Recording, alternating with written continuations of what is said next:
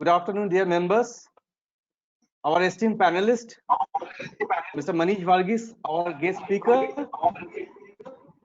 and one of our panelists also, Mr. Rajesh Nath, Managing Director, VDMA, and the moderator of the panel discussion. A hearty welcome to all of you in today's webinar on transformation of work, workplace, and workforce in the new normal, organized by the VDMA India in association with DEININGER Consulting, a leading German international executive search and leadership consulting firm, as our knowledge partner. Friends, we hope all of you and your families and employees are all safe and doing well. Myself, Sandeep Roy, and based out of Calcutta office of VDMA, and I will be taking you through the initial part of the today's webinar. Before we enter the main phase of the webinar, a very brief introduction about VDMA. VDMA is the largest industrial association in Europe, and it has more than 3,300 members, which stands for and with a hoping a turnover of production turnover of 232 billion export and which has an export ratio of around 78%. This association started its journey around 127 years before. Understanding the potential of the BRICS nation, VDMA started is one of its in the office like India in 2 decades before, and is consequently it's also established foreign offices in China, Brazil, Japan, and also later on Belgium also. So for ease of operation, VDMA is divided into 38 engineering verticals. So friends, before we continue, would you like to remind all of you that you can post all your questions during the webinar under the question sections, and they would be answered during the Q&A session. Now, before I invite Mr. Nath for his welcome address, a very brief about him, Mr. Nath, who is mostly the known face in the industry for last 2 decades. Since the inception of the VDMA, Mr. Nath is with the organization with more than 3 decades of experience, and he is accorded with the Cross of Order of Merit, the highest civilian award from the German president for promoting Indo-German trade in between India and Germany. Over to you, Mr. Nath. And also, I would like to give a brief introduction of also Manish. Manish is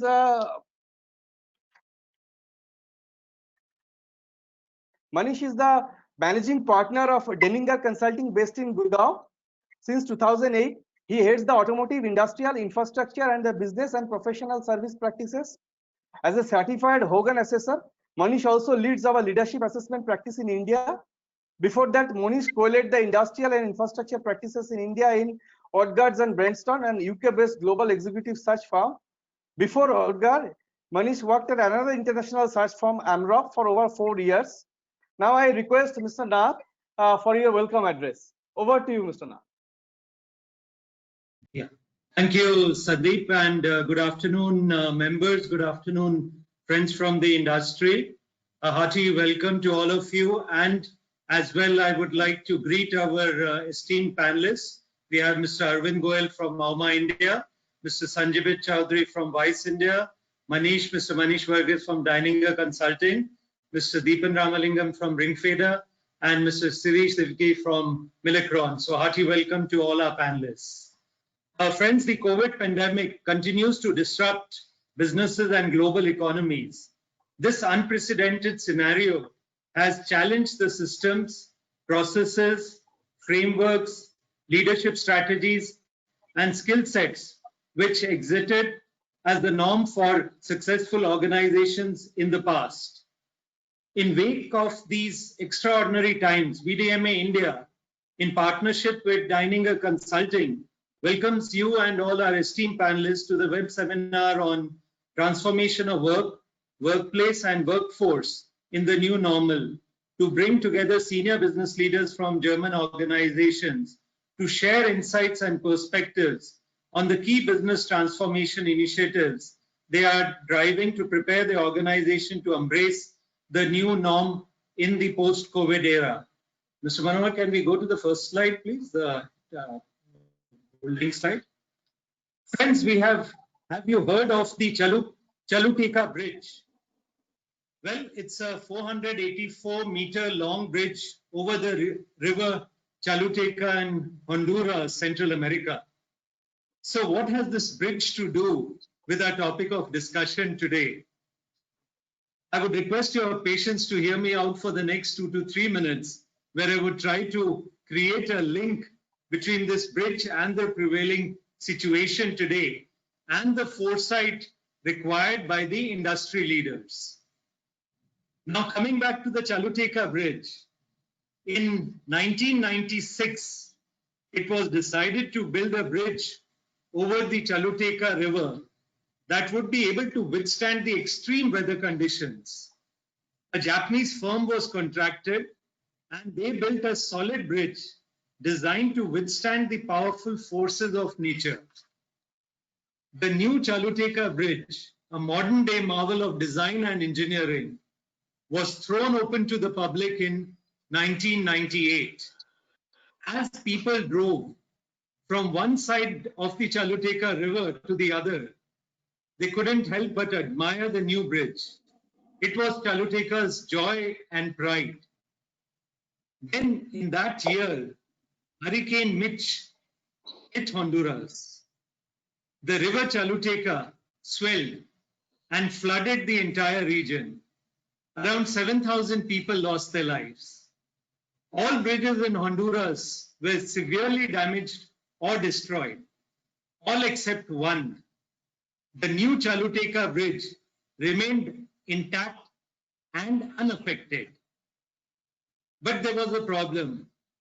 While the bridge was still intact and unaffected, the roads leading to the bridge were on both sides swept away. And that's not all. The flooding forced the river Chalutaka to change course.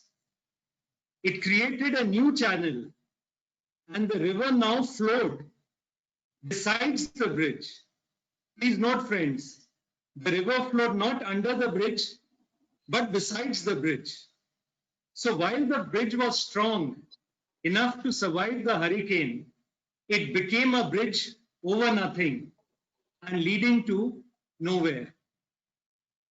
Friends, though this happened 22 years ago, the lesson from the Chalutaka Bridge is more relevant for us today than ever.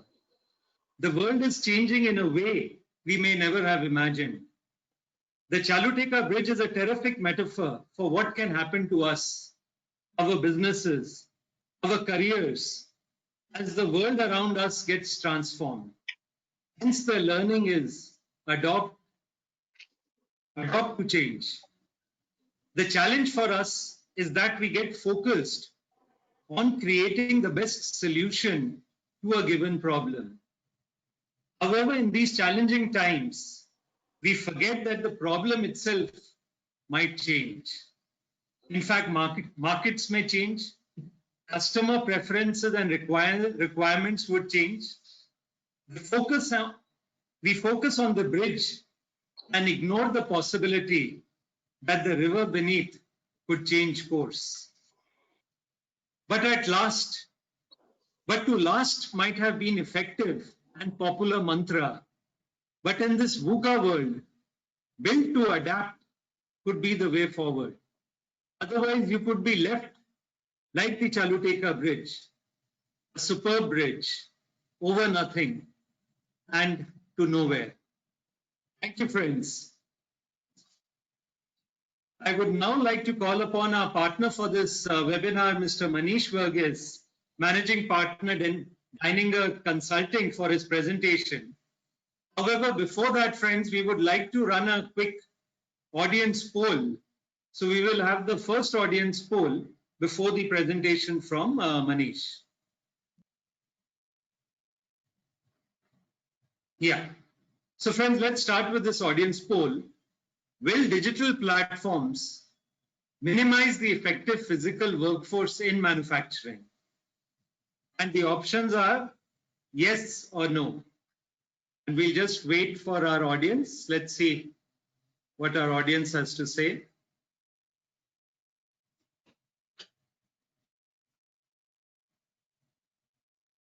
Just a few minutes, few seconds more, please. Couple of seconds. Yeah, we can close the poll. So let's see the result. So friends, 70% say that digital platforms minimize the effective workforce in manufacturing. So I think it's overwhelming majority. So friends, now we go over to the presentation from Manish. Manish, we'll just start. Manohar, can you share his presentation? Yeah. Thank you. So Manish, the floor is yours. Thanks, Rajesh. Thanks, Sandeep, for the kind introduction. At the very outset, would like to thank VDMA for giving our firm DEININGER Consulting the opportunity to come on board as a knowledge partner to host this webinar and panel discussion on transformation of work, workplace, and workforce in the new normal. As a precursor to the panel discussion, our firm has been given the platform to make a brief presentation on this interesting and contextual subject. The presentation that I'm about to share is aimed at providing a brief overview on the market outlook in the aftermath of COVID-19 pandemic, the key challenges which are faced by business leaders today, and how they're responding to those with comeback strategies. And it also finally looks at some of the key business trends which we believe are here to stay and will form part of the new normal and new world order for businesses. In this presentation, I've drawn insights from a recent Combating COVID-19 Corporate Leaders Survey conducted by a firm which spans interactions and discussions with over 60 corporate leaders, including CEOs, MDs, and CHROs of leading Indian and multinational companies. With that, I shall begin the presentation. I think, like I said, I will first address the market outlook, which is essentially all about dealing with the COVID-19 curveball. What is interesting to point is that India was lauded for its swift action and response in the early days of the pandemic outbreak. However, the governments were soon pushed to play the balancing act to protect the flailing economy. Despite the best intentions of the government and laudable efforts of the medical and healthcare fraternity, we are still fraught with infrastructural challenges. As a result, India has continued to witness a sharp increase in the number of coronavirus cases being reported across the country.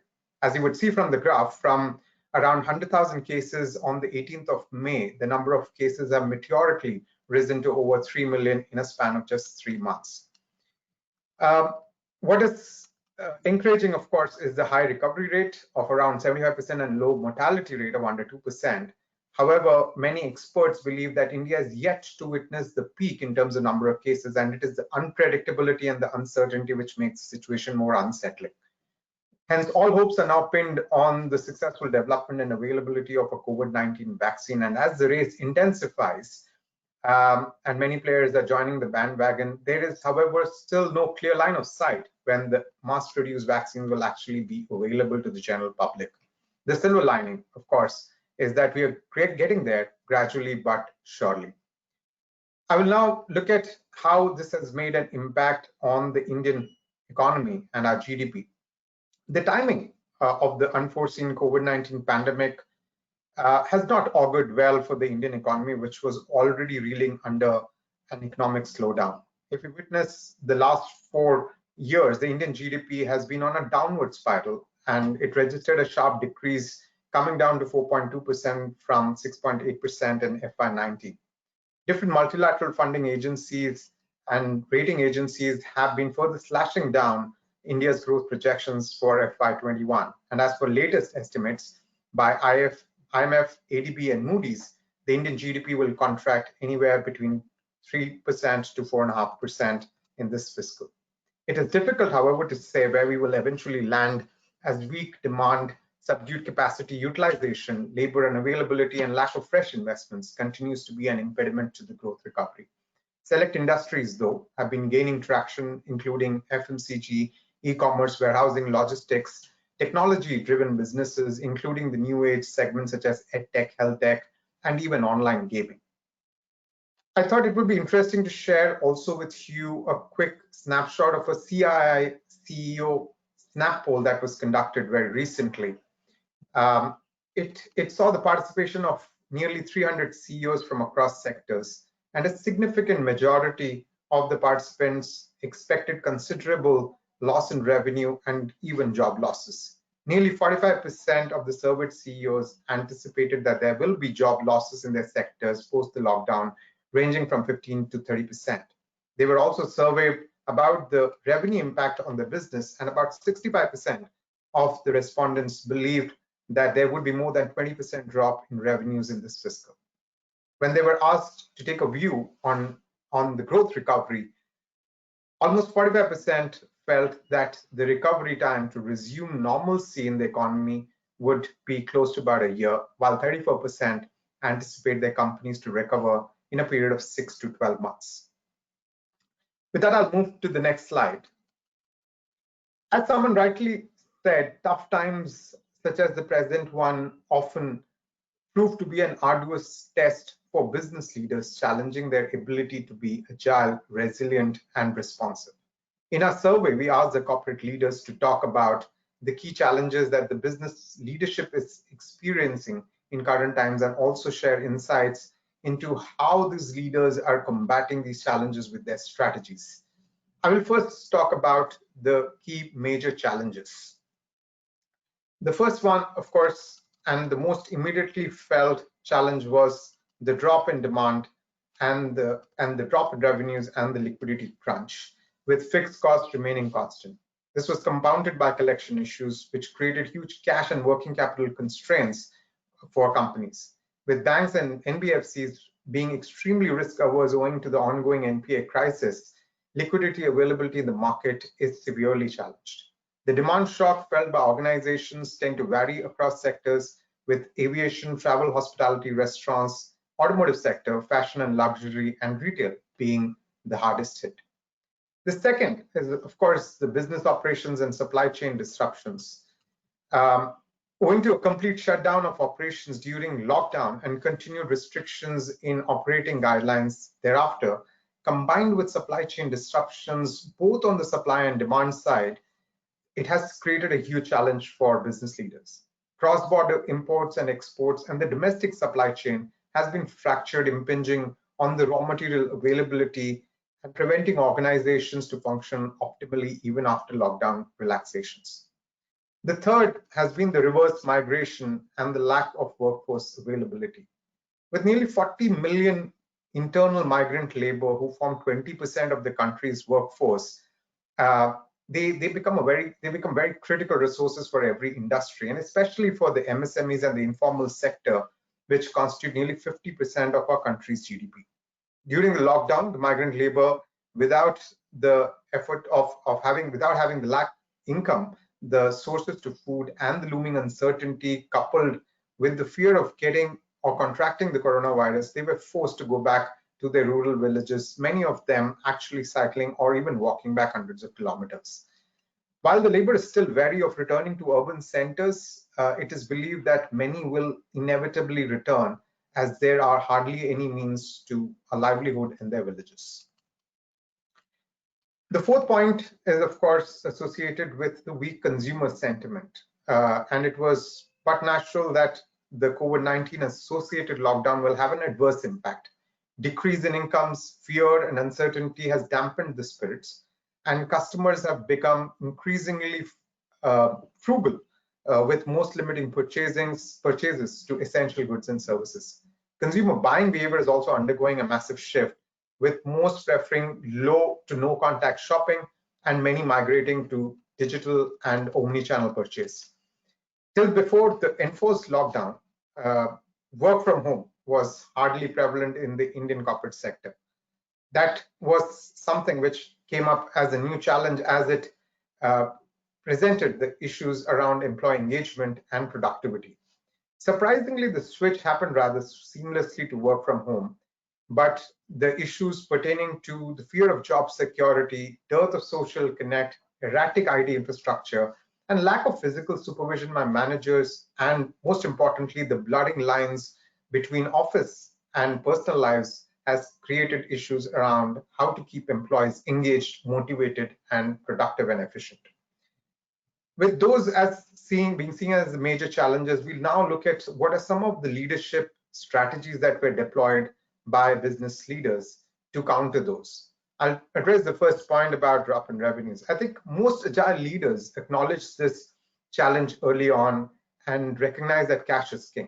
While some started to proactively manage their cash flows, others were forced to take rather drastic cost-cutting measures. Deferment of increments and bonus payouts, graded salary cuts, renegotiating of real estate office leases have been some of the immediate measures taken. On the positive front, however, the internal efficiency and process improvement initiatives were back at the center stage. And many leaders have also put in place stronger risk mitigation and business continuity planning strategies.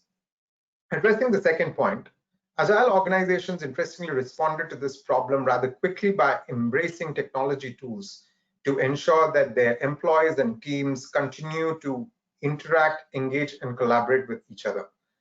Moving forward to address issues relating to supply chain and address the bottlenecks, region and even district-wise supply chain strategies were drawn up, which were in line with the government classified areas of containment or risk zones pertaining to COVID-19.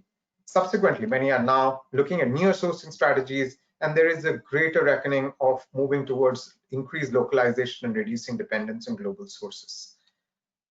Addressing the third challenge, I would say it continues to still be a major issue, and responsive organizations and their leaders have made concerted efforts to provide timely wages, food, shelter, medical assistance, and the required equipment to operate under the new guidelines. And some have even put incentives on the table, encouraging the labor to return to work.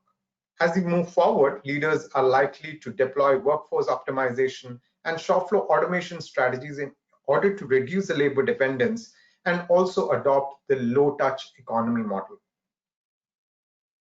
The issues surrounding consumer sentiment remains a major issue again. There has been an increased impetus from organizations on hygiene, sanitization, adherence to social distancing norms, and an increased enhanced focus on communication and marketing to instill the right kind of confidence and comfort to customers.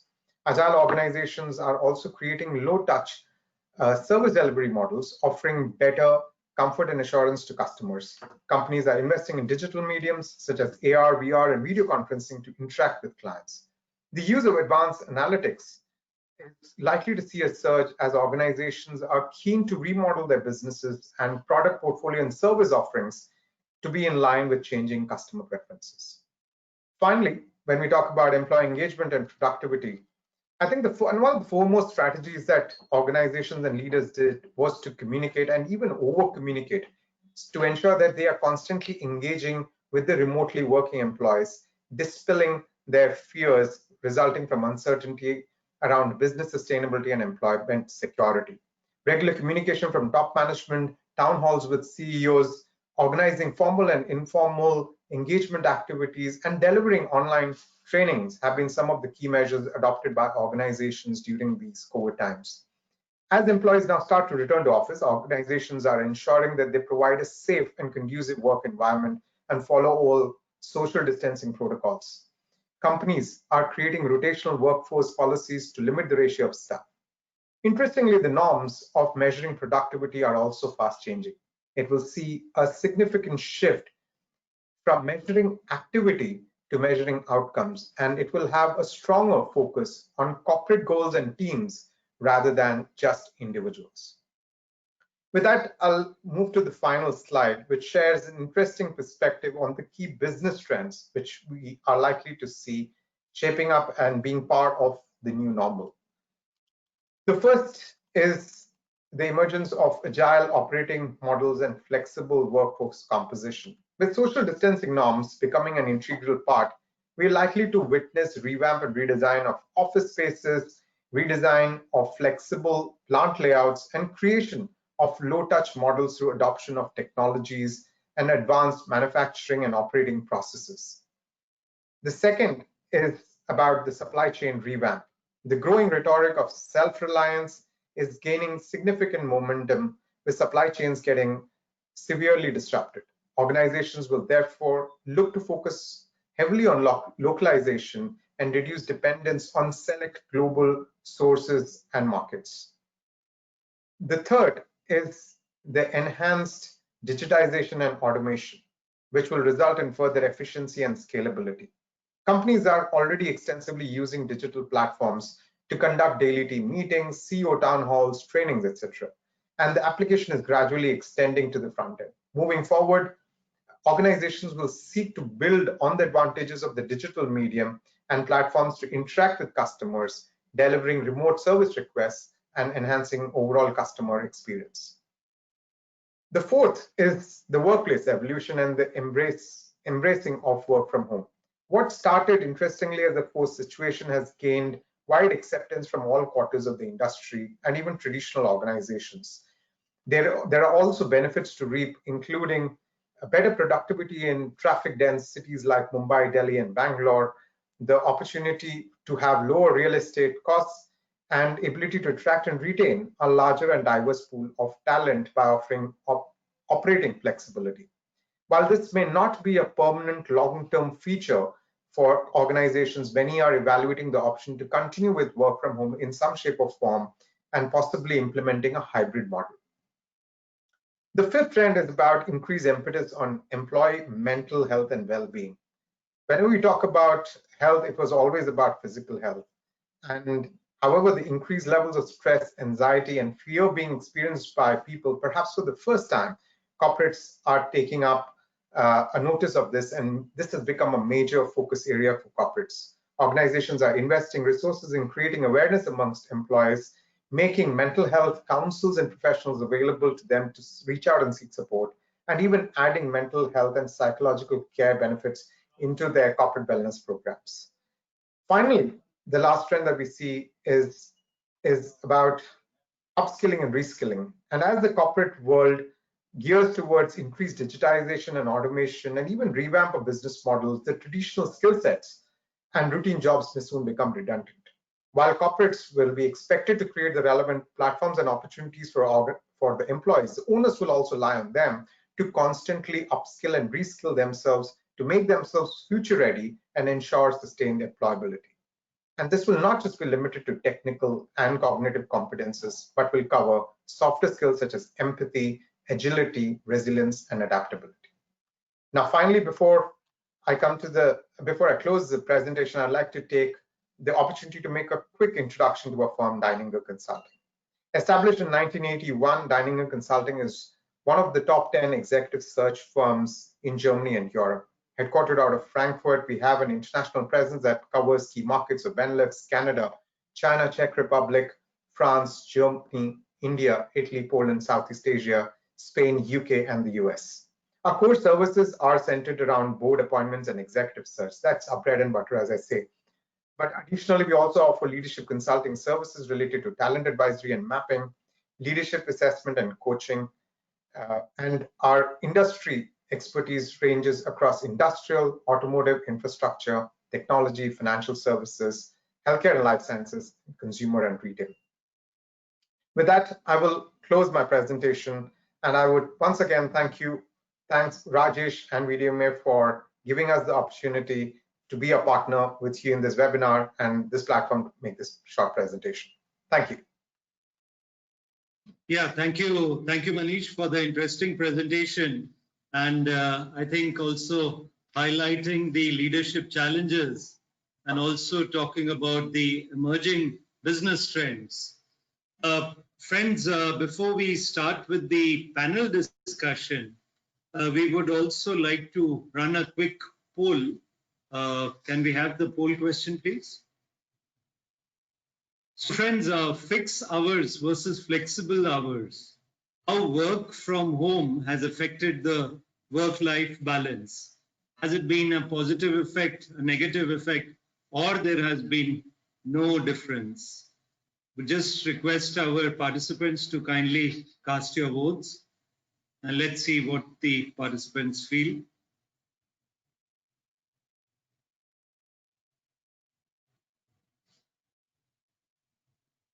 So we'll just give a few more seconds.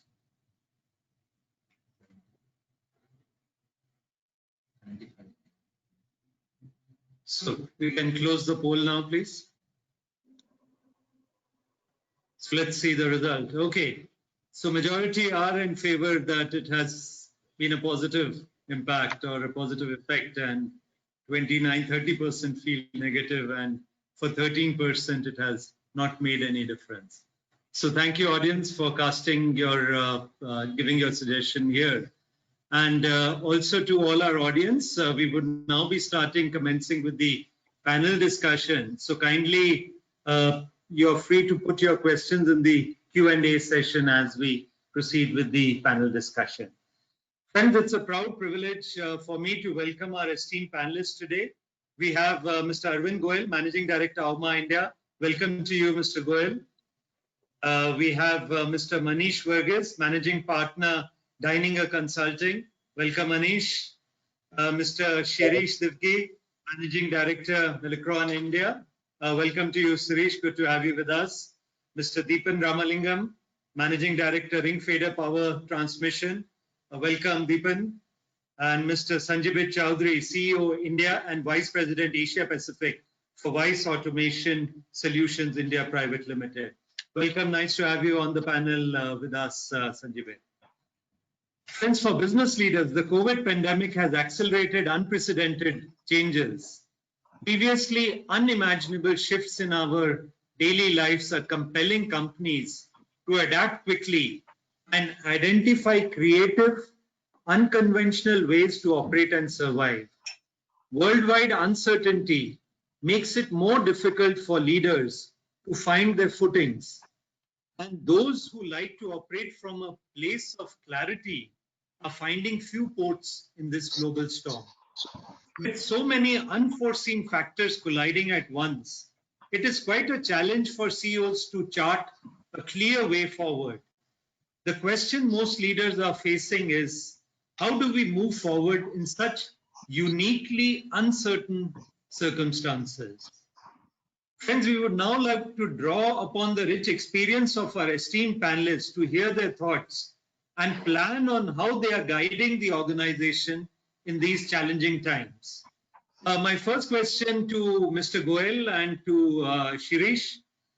COVID-19 fractured the domestic and global supply chain, impacting demand and supply equilibrium. Under Atmanirbhar Bharat Abhiyan, the focus is to make India self-reliant.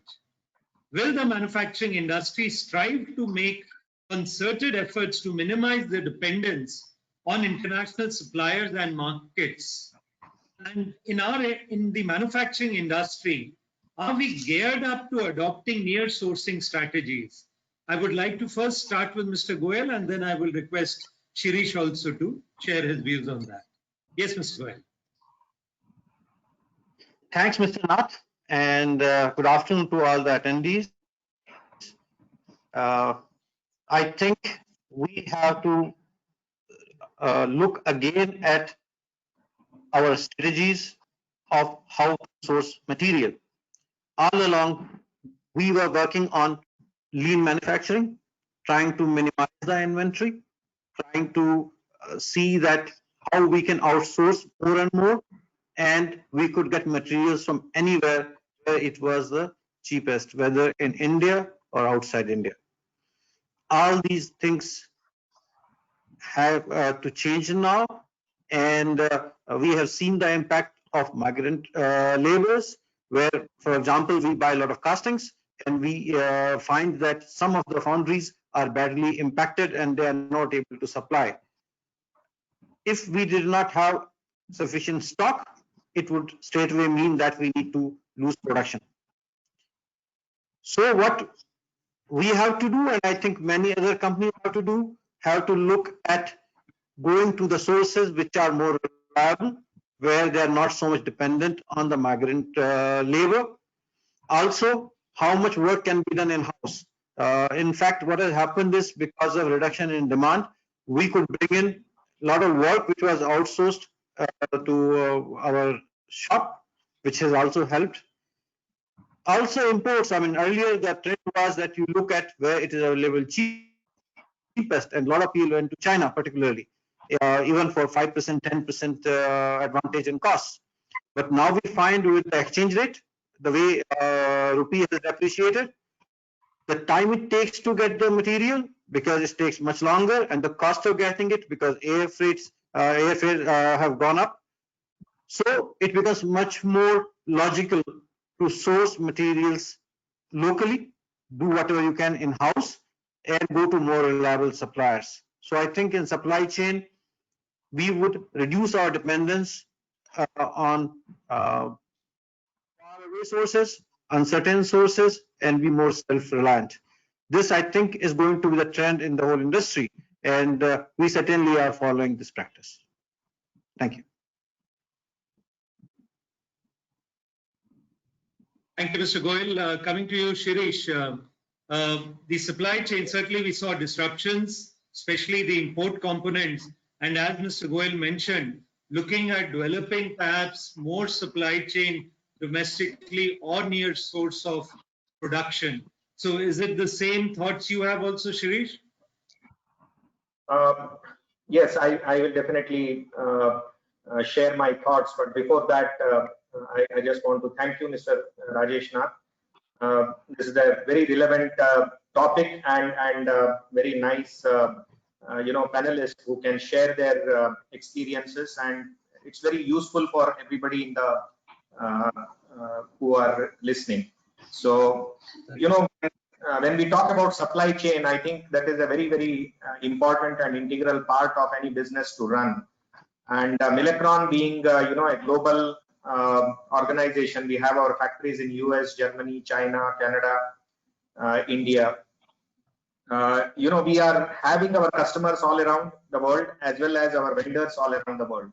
So, the supply chain becomes a very, very important part, and Mr. Goyal rightly pointed out it's a balance between what you stock and what you want to get right just in time.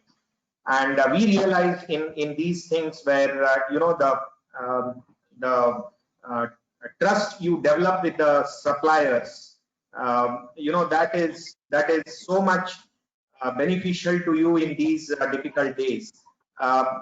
If I can talk about Milacron, I think we have around 250 suppliers all around the world, and I'm very happy to share that each one of them extended their full cooperation so that we are not starved when the business was coming back.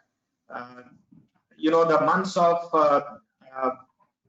April, May, and June were very bad, but July, August, I am seeing a lot of good improvements in the business. And there the supply chain plays a very, very important role. But internally, when we reflect on all these things, and when we talk about how to better the supply chain, a couple of points come out, and I'm sharing that our experiences and our points of highlights from my colleagues. The first point is this will be the business will be value based rather than volume based. The orders are coming low, not very high orders like pre-pandemic, but the value we deliver by little changes, by little, for example, Industry 4.0. We are shipping lot of machines with Industry 4.0, which also helps in communication. So these are the value-added products or changes we do that helps. The second is the lead time based products. We have to find out whether can we standardize the product so that we can get it readily available, or should we really go into non-standard product, because all said and done we have a habit of getting into a non-standardization, or a product is obsolete and still we continue. So it's time to reflect back and say, are we using standard products, off-the-shelf products? So that has become a big exercise, and it helps not only in terms of supply chain but also in terms of cost reduction. So these are the couple of things which I just wanted to highlight. Of course, whatever was told by Mr. Goyal was very true, but these 2 points I think played a key role, and we succeeded by working heavily on these 2 points. That's from my side, Rajesh. Shirish, if I may just add or just put one more question to you. The supply chain, the domestic supply chain, can it more or less meet your requirement or your demand? Well, we definitely have our suppliers outside India. Like we get a lot of parts, hydraulic pumps and proportional valves from Japan. We get it from, Germany. So these are technology products, and we still depend on them. But what has made change in our strategy is we are asking our vendors to either come here in India and start manufacturing, which most of the Japanese companies or German companies have shown willingness. Earlier it was not, but now they are willing to come down. They are asking what are the volumes, who are other customers they will get. So we are engaging with the suppliers to have a base in India, and that is a very, very welcome scene which we are seeing. Right. Thank you, Shirish. Let me now come to Deepan and Sanjibit. The traditional ways of operating business have been seriously challenged by COVID pandemic. Will the manufacturing and engineering industry witness considerable transformation in its operating model to adapt, survive and grow in the aftermath of the pandemic? And how are you coping up to these changes in your organization?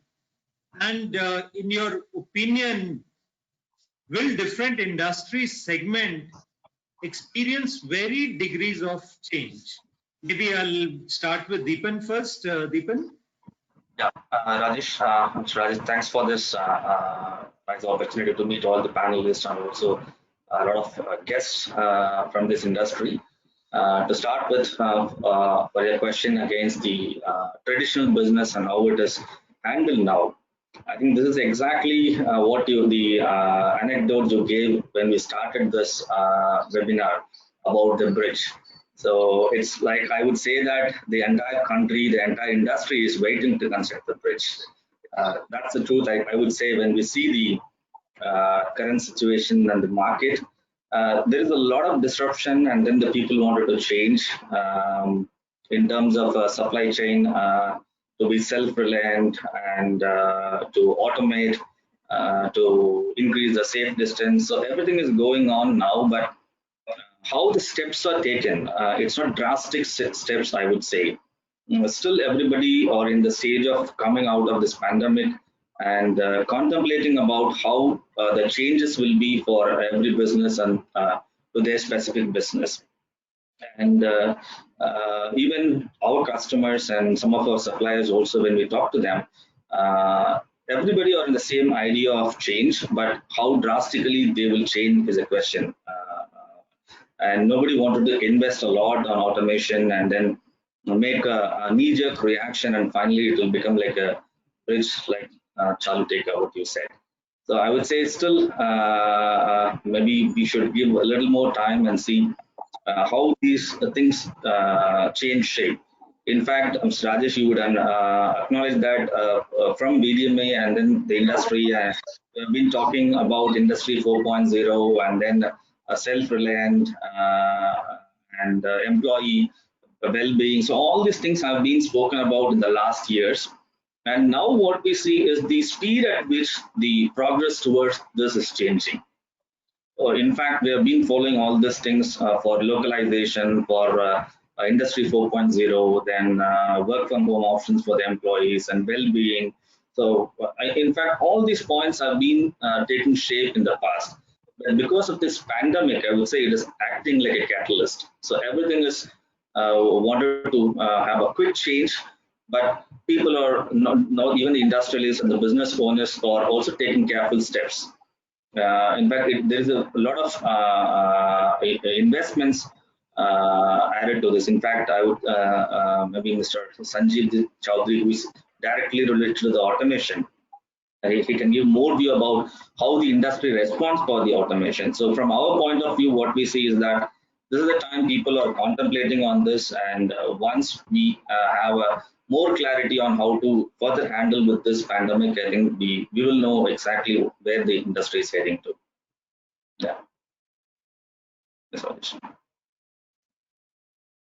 Coming to you, Sanjibit, first I would like to ask you is, What have been the changes at Vice India, Sanjibit, also because of this pandemic?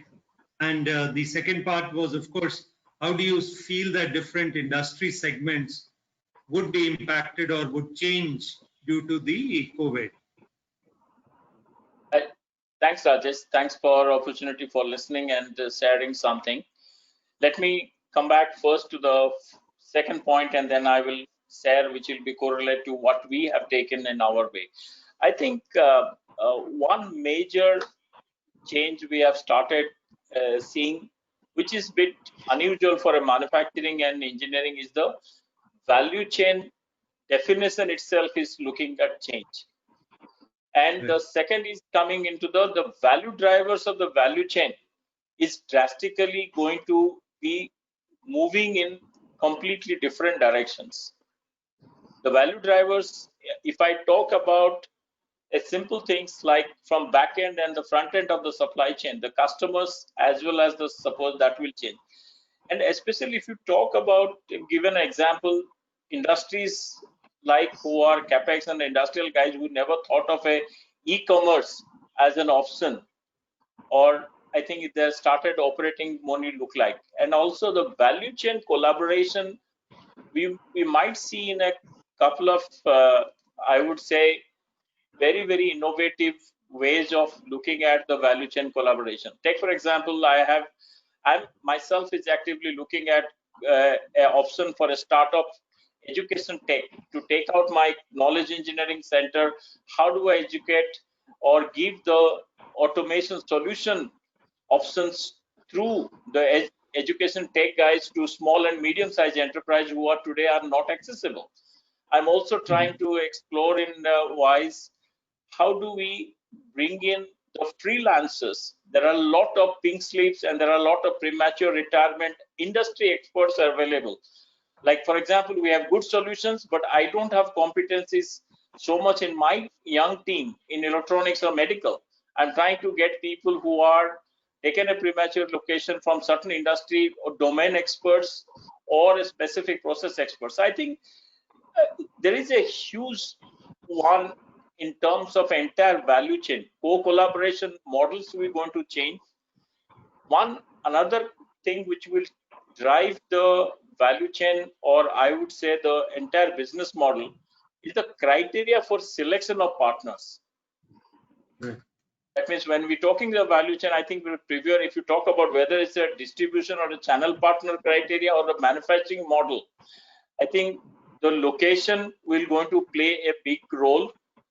And I think the smaller industrial cluster, because maybe it's not only whether it's an import or outside India, people will try to look at probably an options in terms of, mainly in terms of resilience perspective, to try and create a supplier base around where it will be a little bit more hands-on kind of thing. The situational response can be much better.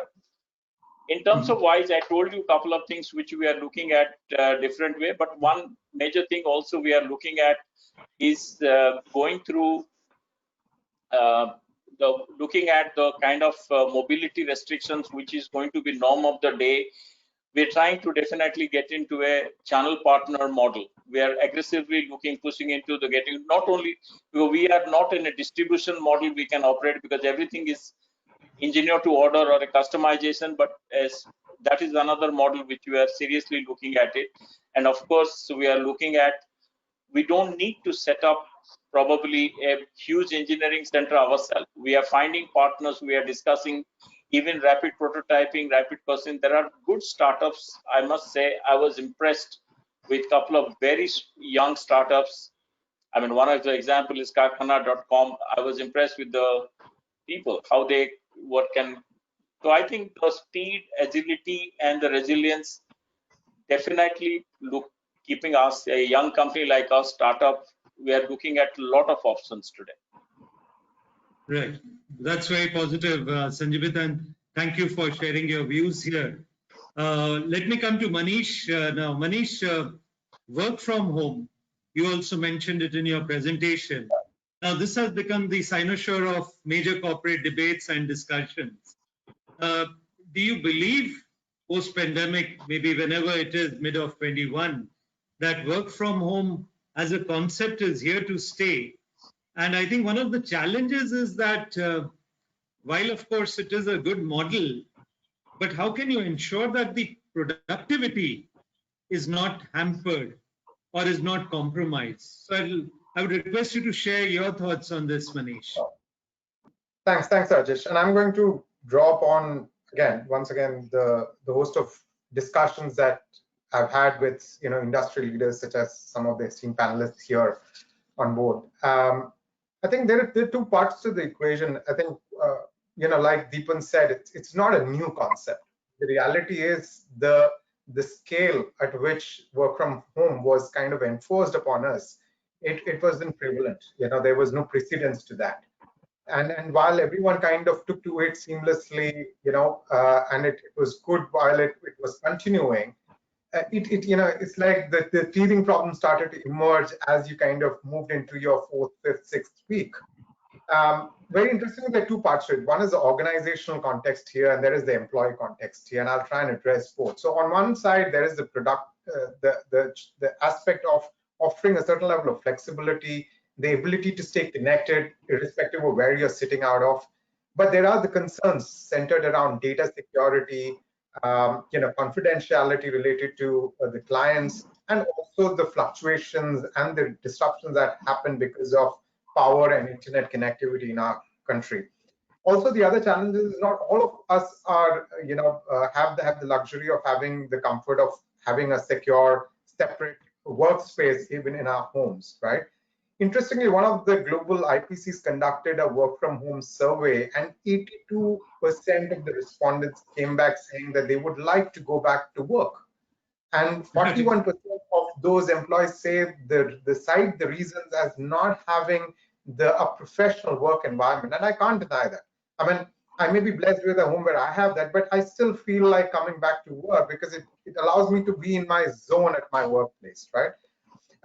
So yes, there is an issue. And second is, like you pointed out, productivity does tend to take a hit. I mean, in the initial period, I think everyone was saying that, productivity has gone up. But there were two parts to it. I mean, are you saying productivity is measured by the long hours that you are logging in by staying glued in onto your laptop and systems, or is it now to be measured by actual output? And I think that's where I made the point that the way you measure productivity is going to undergo a shift. People are going to look at what is the outcome and create metrics which are more centered around overall organizational goals rather than what an individual is supposed to achieve. So I think those changes will happen.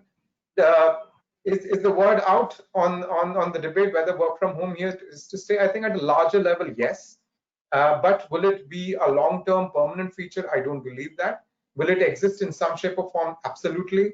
But I think most organizations, wherever possible, will try and adopt a hybrid model. And there are of course jobs and organizations which may not be able to do that. I mean, on the shop floor, you can't do that on the shop floor, right? And for absolutely on-ground critical jobs, you may not be able to do that. But wherever you can optimize it, because there are efficiencies that will be there for organizations to reap into. So I'm sure the organizations will take a concerted view and see where can they deploy that and accordingly do it. One of the reasons I was looking at to return back to work, Manish, was to be away from my wife also for a few hours in a day. Otherwise, it was getting too much. 5 months. Into this webinar. So almost majority, the percentage what Manish told out of the survey who wanted to return to office, all married or Manish has to answer. I don't know that, but I would like to believe that many of them are. Right. So thank you. Would any of our panelists like to comment on that or anything? Okay. Otherwise, we'll go to yes, Shirish. Yeah. Rajesh, I mean, just to expand on what Manish said, I think this is, if you see the disruptions with the pandemic, it was enforced on us. So everybody thought work from home is the way in future. Now, the way it is coming out, as rightly pointed out by Manish, I think, human beings as normal, we want to see the change. We want to go to the workplace. But at the same time, we also have a have a thinking that these pandemic-like situations, it may be different, but it may come back also. So you have to get ready for the work from home kind of things. Because initially when, in the March or April, when we started working from home, there were so many disturbances and we could not connect to each other, communication issues. So definitely it improved, but going forward, as Manish said, definitely yes, it will be at the workplace, but we should be ready for work from home, if not too much, but at least to a certain extent. Right, right.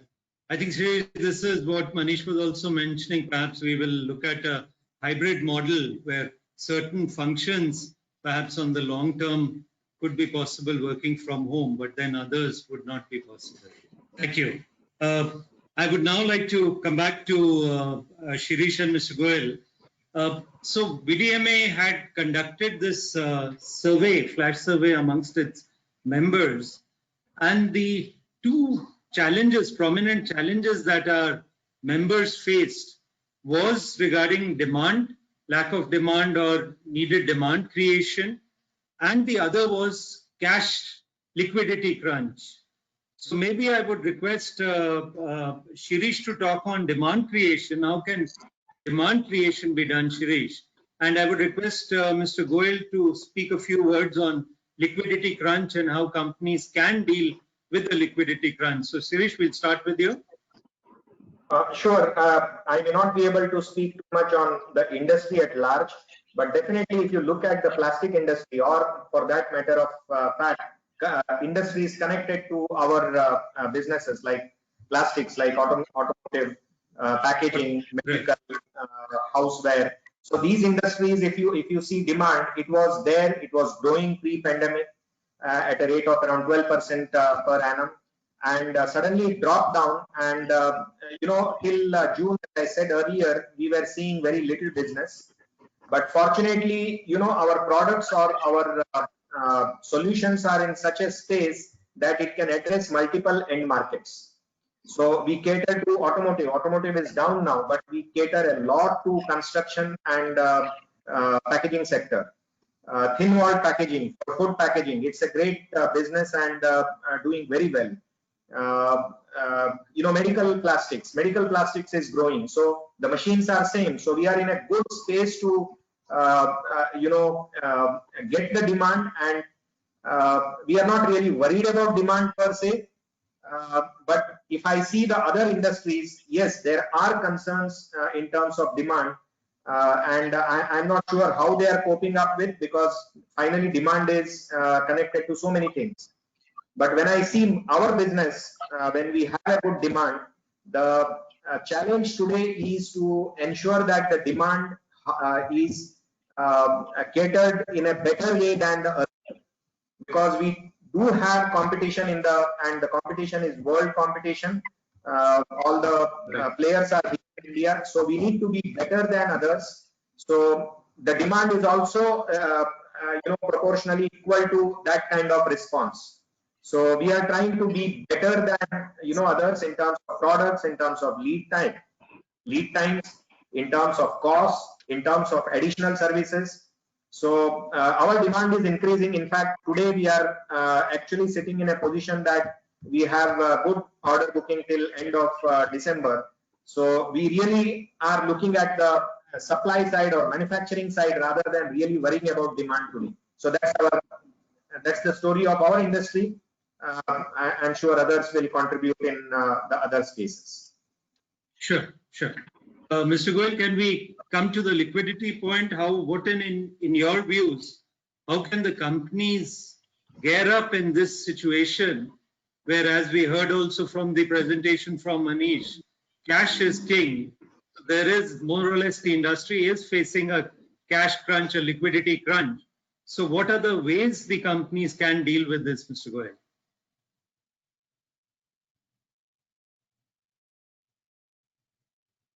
Yeah, Mr. Goel, can you?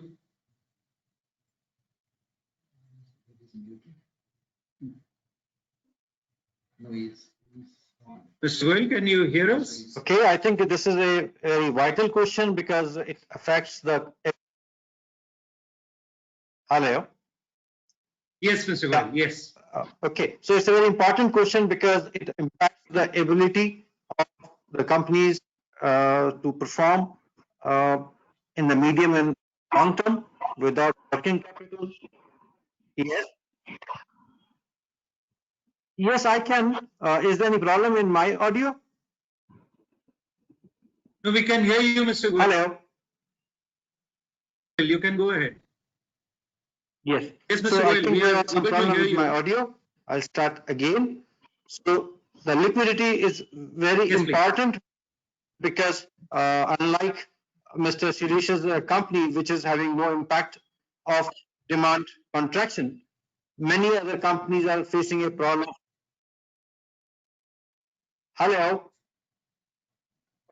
Yeah. So I'm saying that many companies are facing a demand Yes, Mr. Goyal. contraction, Yes, please and continue. which will impact, yeah, cash flow. So besides the reduction in the expenses and cost cutting, which I think everybody is doing, one thing which is slightly, Right. I would say, different now, which can help, and that is if somebody is going to public sector units, they have been making payments promptly, particularly to the MSME units.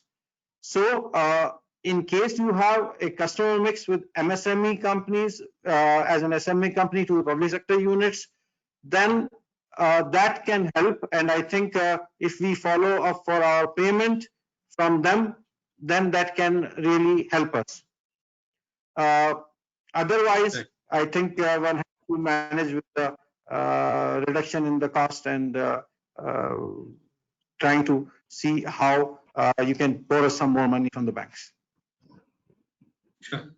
Yeah. Thank you. Thank you, Mr. Goyal. Let me come to Deepana and Sanjibit. Now, digitization and automation, they have been gathering steam over the years. But I think now COVID has actually given a boost or a push to automation. So do you see the companies, more willingness of the companies to adopt automation? Maybe we'll start with Sanjibit. I think, Rajesh, if you look at the even post-COVID, or there's not significant, a significant share of Indian manufacturing sector is still in the post-electrification phase, with the use of the technology is very limited to the systems that functions independently of each other. You know, the unification of the physical systems on the cloud and the basic premises of Industry 4.0 is still at very, very infancy level. So if one hand, I would say there will be a paradigm shift today. The confusion, or rather I would say the cloud over the digitization and digitalization, is getting more clear. I think people will really go for more of remote diagnostic centers, remote monitoring, remote fault finding, of you talk about, but also the digitalization will take into a second stage of what I said, a collaborative model of different freelancing guys or the different domain expertise. We can try and bring it together. And again, Rajesh, you know, my passion is for the heart of manufacturing center is SMEs.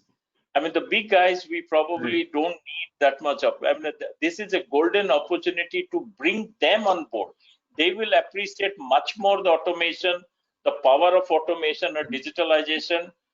And I strongly believe, I think this is already some segment what you mentioned about automation. We don't need to sell value of automation to anybody, I guess, today. With the social distancing or the manpower migration people or the disruption supply chain, whatever you name it, the only probably the factor will come about, do we have the right infrastructure competency to drive the ecosystem for digitalization? And different sectors are different ways. I mean, one is providing a solution, guys like us, we can give it, but again, absorbing that and getting the benefit, because everybody will look at the rate of return of a digital. It's not going to come cheap either, automation. So it's a cost value ratio when you talk. That's where the the catch will be there, and the cost of capital is not so peanuts in our countries. And looking at with the demand situation and the cash crunch, I think that is what is going to be the one of the biggest factors for us to drive it. I hope some government policies will support in that direction. And I think the ministry and the Niti Aayog will play its role with Atmanirbhar and specific. It will be a connected industry, and the connected supply chain is going to drive the automation and digitalization in its own space. Right. Very valid point. Thank you, Sanjay. Coming to Deepan now. Deepan, what are your views on this? Rajesh, I would echo what Mr. Sanjeev given now. Even this is what my impression from the beginning. The digital transformation, going digital, I would say not because of coronavirus, there is a drastic change, I would say. There was already existing and nobody wanted to take a step now because it doesn't come cheap. Automation and then automating your plant is not cheap for anyone. And during this COVID situation, if you would see, there was not even a requirement for the plants to be operated with full capacity and full manpower, and the plants operated with less number of machines and with less number of people. So already there was a social distancing established during this time because even the demand was less. And when the time changes and when we will slowly come out of this situation of COVID, then people are ready to go with the old normal, I would say, than immediately invest on big on changes for the machines and manpower. So I would say it will take some more time because the automation doesn't come cheap. But there will be always, like what Mr. Shirish also informed, that people will now think about still more in an aggressive way of how to automate the plant and what will be the changes and what are the improvements in their way of working. So that will bring a change in the coming years, but there will not be a big change because of this COVID situation. That's what my feel is. Even Rajesh, if you would sound on a very lighter note, when we started with this COVID and when we were scrambling towards what would be the new markets for us, and immediately there was a lot of people started making mask machines, and we were thinking that there will be a lot of machines will be sold. But today, if you go on road, people started not using masks. So if you have started investing on the mask making machine 2 months before, and I would say in the next 2 months, the demand for the mask making machine will again come down. Nobody is using masks. So this is the situation as of now. So because of this, with this situation of COVID, it is very difficult to take a big step in terms of investments. I would say it will take a long time. Right. No, I think that's again a very good point, Deepan, because during COVID, as it is, companies are facing financial crunch, and then new investments would certainly maybe be delayed, or people will think twice for the new investment. Thank you. Manish, actually there are a lot of questions coming up, so perhaps the last question, Manish, I'll put to you is, in these challenging times, the leadership needs to evolve, adapt and transform itself to help the organizations to survive. So Manish, what do you feel are the emerging trends required in leadership? Do you see leaders would need to have some new skill sets that were perhaps not prevailing before COVID, and they would need these new skill sets to help them tide over this COVID period and maybe the post-COVID period? So we would like to hear your views on this, Manish. Sure.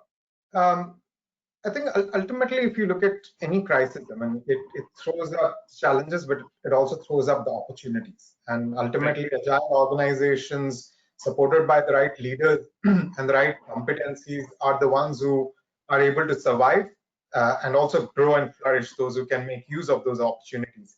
And I think ultimately it all stems from the top. And if you talk about leadership, the reality is the world around us has been getting disrupted over the past few years now already.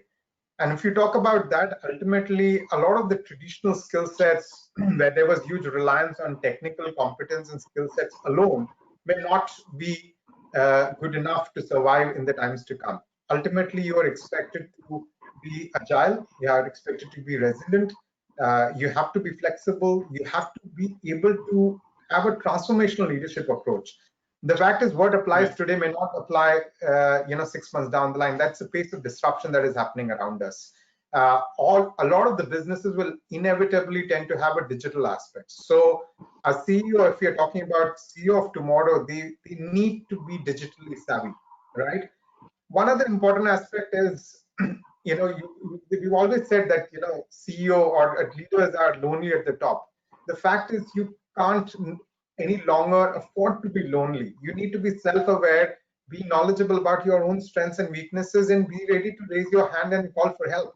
Otherwise, you will not be able to survive through this, because you can't be an expert for everything, right? So you should have a strong army of your lieutenants who will allow you to tide over that and be resourceful enough to see, how do you extract those, talent, and then utilize their strengths. Yeah, I think those are the things. I mean, it's a longer subject, honestly, but I think eventually, there is a transformation that is required in the leadership skills as much as the businesses are undergoing the transformation today. Right. Thank you. Thank you very much, Manish, and thank you to all the panelists for the, I think, insightful discussion. We have, in fact, quite a few questions have come in. Before we take the questions, we would just run the last poll to take a feedback from the audience. So can we have the poll, please? So the last poll talks about how effective is the employee human resource relations during work from home. Very effective, not so effective, and no difference. So I would just request our participants to cast their vote.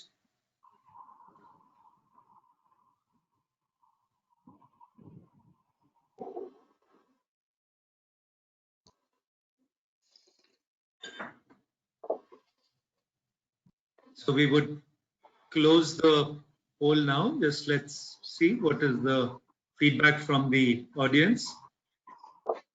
Yeah, so they feel, Manish, this is good news. Human resource still needs to be very effective during the work from home.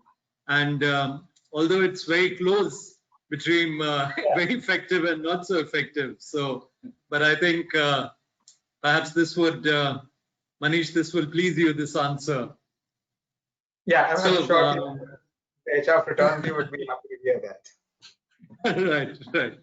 So coming to the question, let's take a few questions, friends, from the audience. And in fact, we have a very interesting question, which I would like to take the views from Shirish and Mr. Goel. Now, Shirish and Mr. Goel, since we spoke about supply chain and localization of supply chain, so it's a very interesting question. The person has asked, how much premium would you be ready to pay for the localization of the supply chain? So if you want to localize the supply chain, I mean, say, for example, we talk about automotive being largely dependent on China because the cost factor, the imports from China are much cheaper than manufacturing it in India. So Shirish, let me start with you.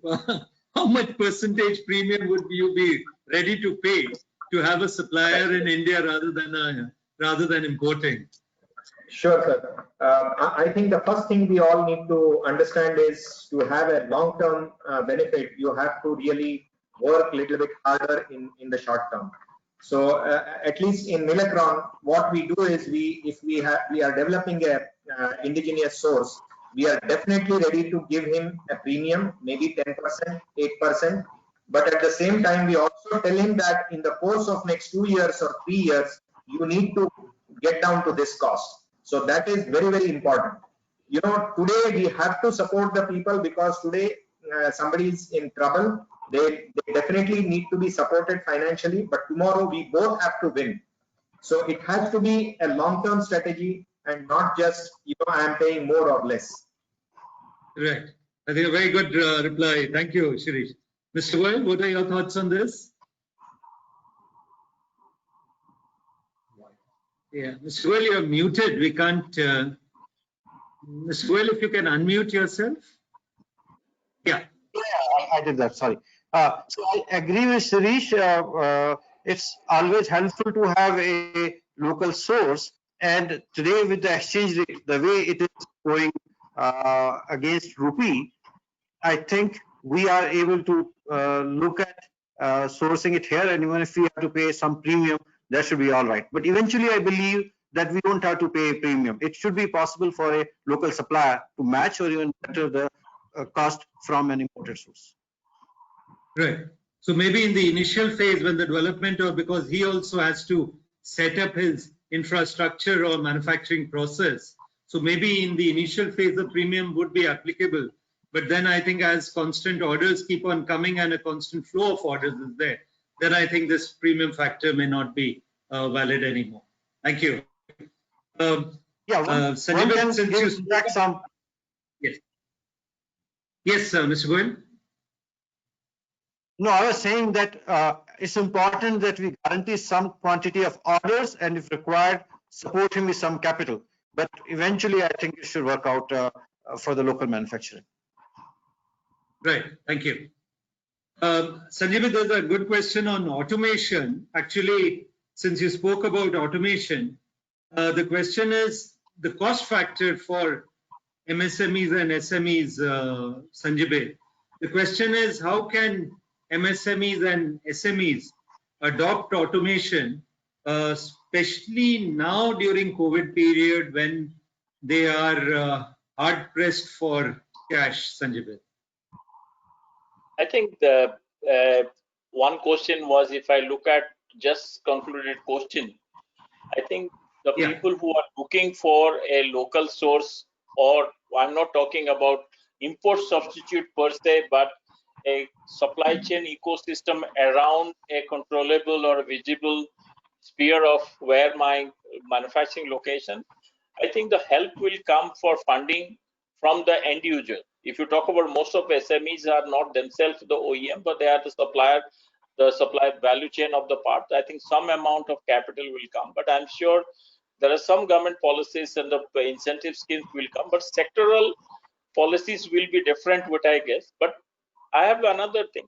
I wouldn't be surprised to look for a innovative business model of funding pay for use model. I myself is looking at, I'm not sure about today the leasing. I have had discussion with some financial consultant, like for example, my indexes, can I give it in a pay for use basis? Because I have anyway giving a industry leading 5 years warranty. And if I'm confident of my product, why not over 10 over years?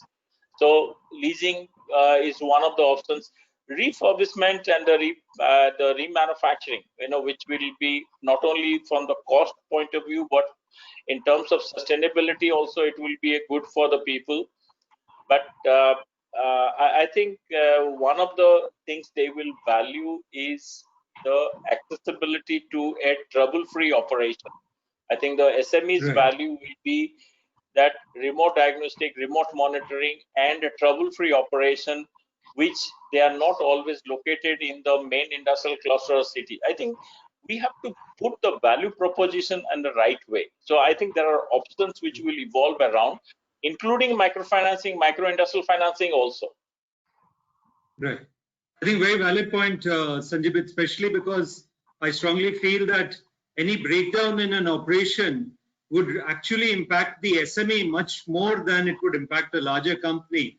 And if the MSME or the SME can adopt certain basic or baby steps in automation, I think they can certainly enhance the productivity and the loss, or let's say the loss due to breakdown, which would ultimately, which could happen, which they can avoid. This would also help them in the long run. So I think it has to be perhaps a long-term vision they have to look at rather than just the short-term goal here. Thank you, Sanjay. Deepan, coming to you now, many of the states have been very proactive. We see labor laws coming out in certain states. We have certain land reforms. For example, Karnataka has brought about land reform. So do you feel, Deepan, that all this will help to attract even foreign direct investment as well as attract companies to come to the states?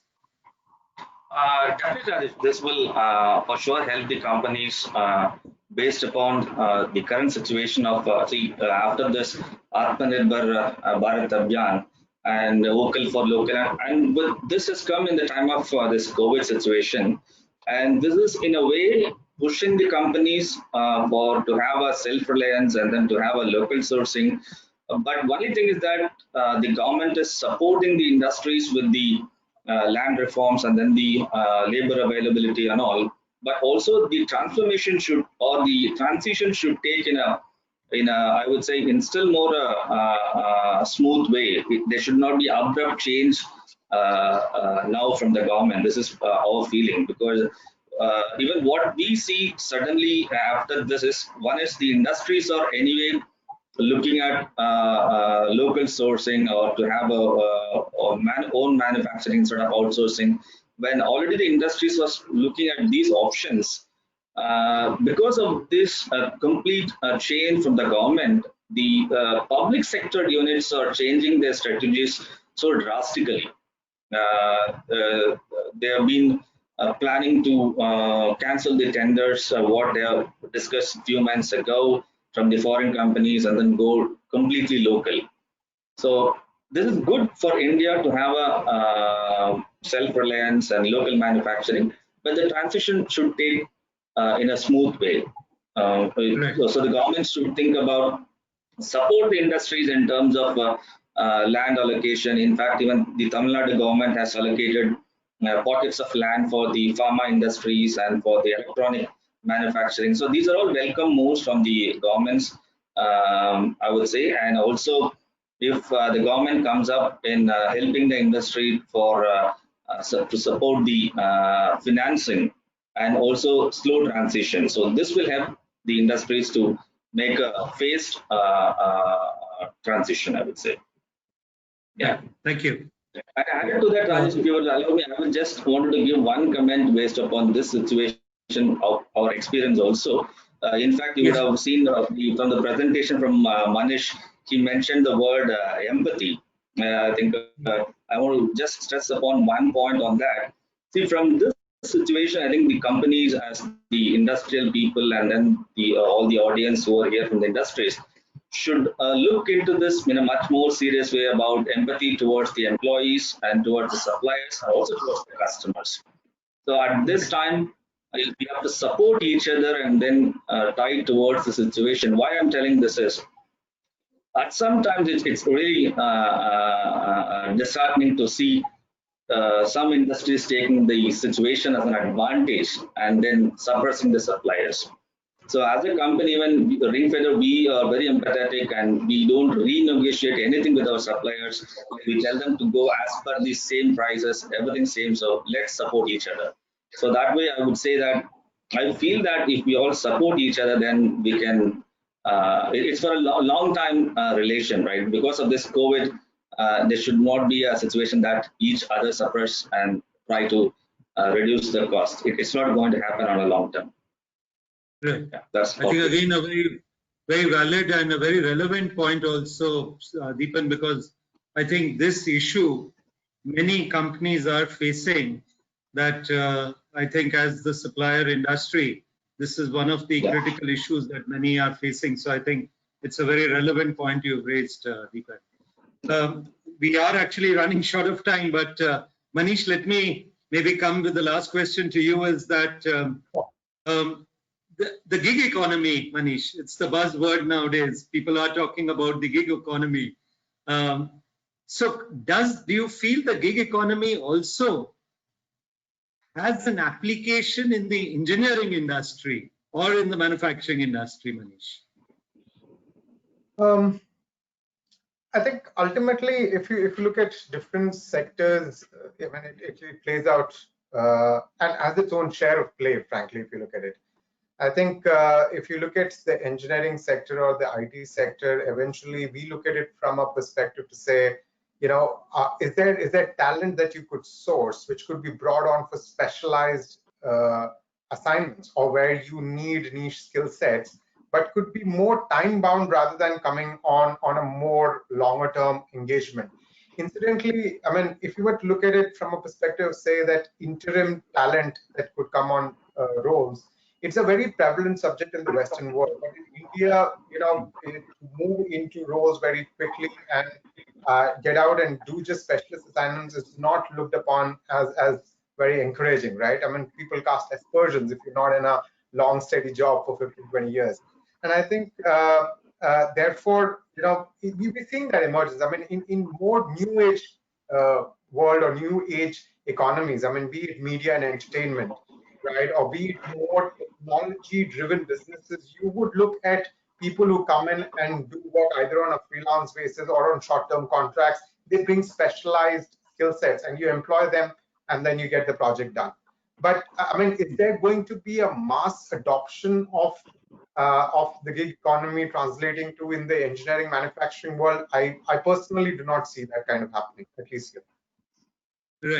Right. But also I feel, Manish, because now, as I think one of our panelists also, I think mentioned during the discussion, maybe what they are looking at is certain experts to work on a project basis rather than looking at to employ people on a long-term basis. If you can get an expert to work for 6 months on a particular project, and this arrangement is only valid for 6 months as long as the project runs.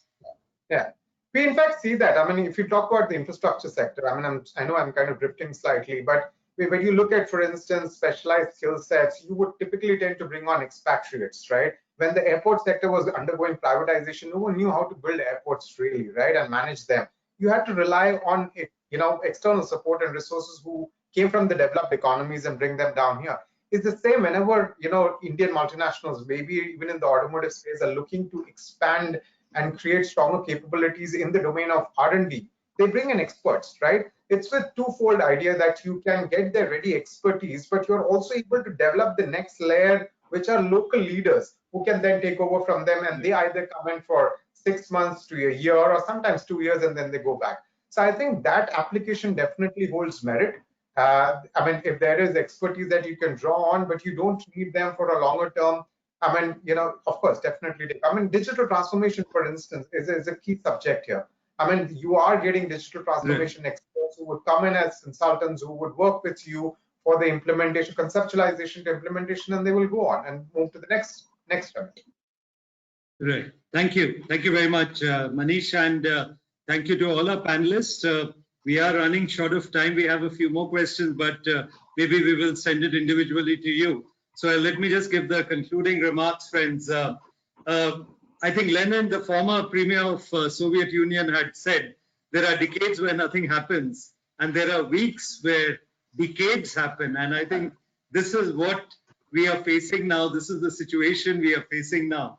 The pandemic is a testing time for the leaders of companies and organizations in every sector across the globe.